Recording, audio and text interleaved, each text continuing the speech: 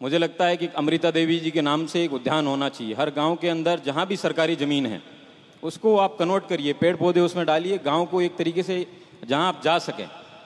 जिस भी गांव के अंदर आपकी कम्युनिटी के सरपंच हैं उन लोगों से कहिए कि ग्राम समाज की ज़मीन को किस तरीके से आप पॉजिटिवली एक ऐसी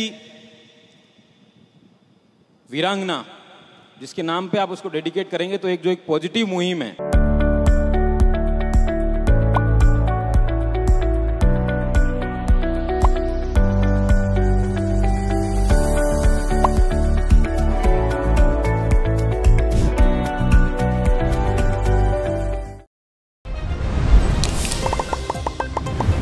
address the elephant in the room, and वो एलिफेंट वो ये है कि हम लोग जो समाज में गलत हो रहा है उसको ये बताते नहीं है कि भाई ये चीज़ गलत है, और उसकी तरफ हम अनदेखी करके हम सोच रहे हैं कि हम एक पॉजिटिविटी की एक लंबी लाइन खींचें, लेकिन वो हो नहीं पा रही है।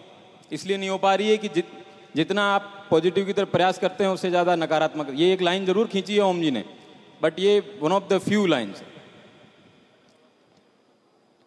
कोई भी बच्चा आरएएस का इंटरव्यू देने जाता है या सब इंस्पेक्टर का इंटरव्यू देने जाता है, उस व्यक्ति को कि वो एक पर्टिकुलर कम्युनिटी से बिलोंग करता है, उसके नाते अगर उसके साथ डिस्क्रिमिनेशन होता है तो मुझे लगता है इससे ज़्यादा अनफॉर्चुनेट कुछ नहीं है। और उसके साथ डिस्क्रिमिनेशन इसलिए होता है, उसके साथ भेदभाव इसलिए होता है क्योंकि एक मानस कुछ लोगों ने, वेस्टेड इंटरेस्ट है जिन लोगों का, उन्होंने बना लिया है कि क्यों इतनी मात्रा में ये इस कम्युनिटी के इतने लोग सक्सेसफुल हो सकते हैं। ऐसा नहीं है, सब बच्चे पढ़ते हैं तभी सक्सेसफुल हुए हैं। भाई हम भी किसी गांव से उठ के आए हैं, ओम जी भी किसी गांव से उठ के आए हैं, डीपी बोस भी किसी गांव से उठ के आए हैं, प्रेम सुख जी भी किसी गांव से उठ के आए हैं, और हमसे पहले भी लोग आईएएस आईपीएस रहे हैं, हमसे पहले भी गणपत जी हैं, इतने समय से जुडिशरी के अंदर हैं, नैना राम जी हैं, आप इतने सीनियर ऑफिसर हैं। तो ऐसा नहीं है कि हर व्यक्ति जिसको जिस नज़रिए से वो देखना चाहते हैं उस नज़रिए से देखा जाना चाहिए, लेकिन ये गलत है।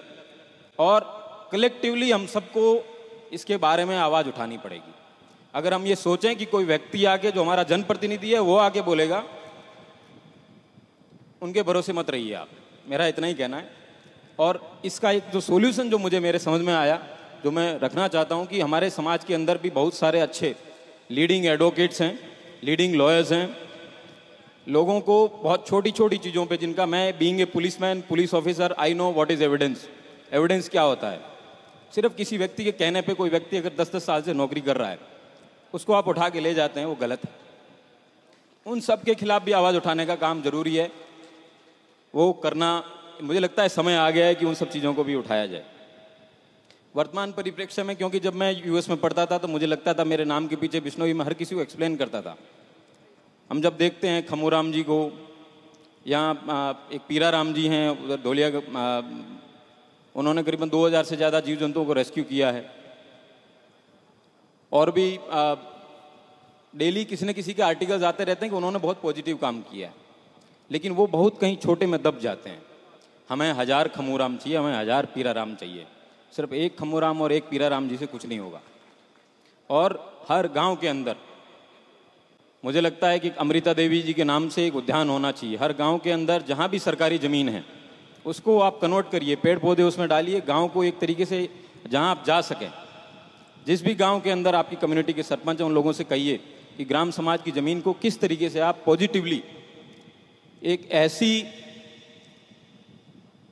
वीरांगना जिसके नाम पे आप उसको डेडिकेट करेंगे तो एक जो एक पॉजिटिव मुहिम है कि किस तरीके से हमारा एक ही ऑब्जेक्टिव होना चाहिए कि समाज के अंदर सकारात्मक चीज़ें बाहर आए, और एक जो समाज दुनिया के अंदर जो जाना जाता है कि वाइल्ड लाइफ के लिए, वाइल्ड लाइफ प्रोटेक्शन के लिए, उन सब चीज़ों के बारे में हमें उसको दुनिया को जनवाना है। और वो तभी जनवा पाएंगे जब इस जहाँ कहीं भी कोई व्यक्ति चलेगा, उससे पूछेगा कि आप फलां बिश्नोई है, उस व्यक्ति को उसके बारे में सूचना होनी चाहिए कि ये ऐसे एक ऐतिहासिक समाज से आते हैं, जिस ऐतिहासिक समाज हमेशा जो शहीद हुआ है वन्य जीवों के लिए, वाइल्ड लाइफ के लिए।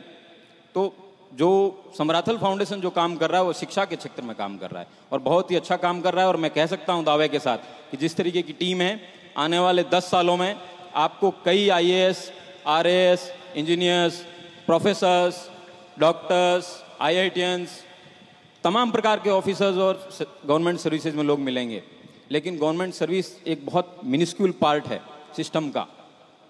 हो सकता है क्योंकि हम लोगों के बीच में कुछ लोग निकले हैं तो आप लोग हमको सम्मान देते हैं, लेकिन बहुत सारा ऐसा समाज है जो सरकारी सिस्टम के परे है और हमको उसमें भी अपने लोगों को टैप करना है, उसमें भी लोग जाएं और उसमें सेवाएं दें और वो समाज में अच्छी जगहों पे जाएं।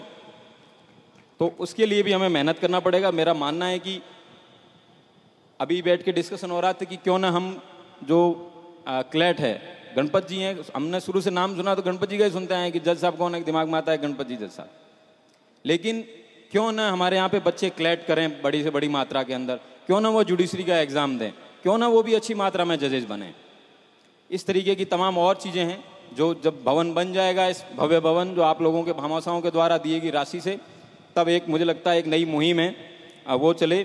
लेकिन लीगल फ्रंट जरूर बनाना समाज को आवश्यकता है। एक समय है जहाँ अच्छे अच्छे लॉयर्स इकट्ठे होकर उन चीज़ों को डिस्कस करें, उनके पास निःशुल्क एक बिश्नोई होने मात्र से उसको सहायता मिले, इस तरीके का काम करना पड़ेगा। हमें संकल्प लेना है क्योंकि ये संकल्प कम्युनिटी का है और कम्युनिटी का जो संकल्प होता है वो सर्वोपरि होता है। हम सिर्फ और सिर्फ समाज की उन्नति, समाज के विकास को ही अपनी आराधना बनानी पड़ेगी। हमें हमारा हर फैसला समाज की ताकत बढ़ाए, ये काम हमें करना चाहिए। हमारा हर निर्णय, हर फैसला एक ही तराजू में तोला जाए और वो तराजू है कि समाज का हित सर्वोपरि है। हमारा हर निर्णय वर्तमान पीढ़ी और भावी पीढ़ी के हित में हो। और इन्हीं शब्दों के साथ मैं ओम जी को, डॉक्टर डीपी बोस को, जिनको मैं करीबन 18 साल से जानता हूँ, मैं बहुत छोटा बच्चा था जब मैं दिल्ली पढ़ने जाता था, कभी किसी को घर में एग्ज़ाम दिलाने के लिए जाता था, हमेशा लालसा थी कि कुछ दिल्ली जाएंगे, अच्छा करेंगे, बड़ा बनेंगे। ये लोग उस समय से मुझे जानते हैं और उस समय से मेरे साथ खड़े हैं। उन्होंने मुझे प्लेटफॉर्म दिया, उनको बहुत बहुत साधुवाद, बहुत बहुत धन्यवाद। All the very best. जय हिंद।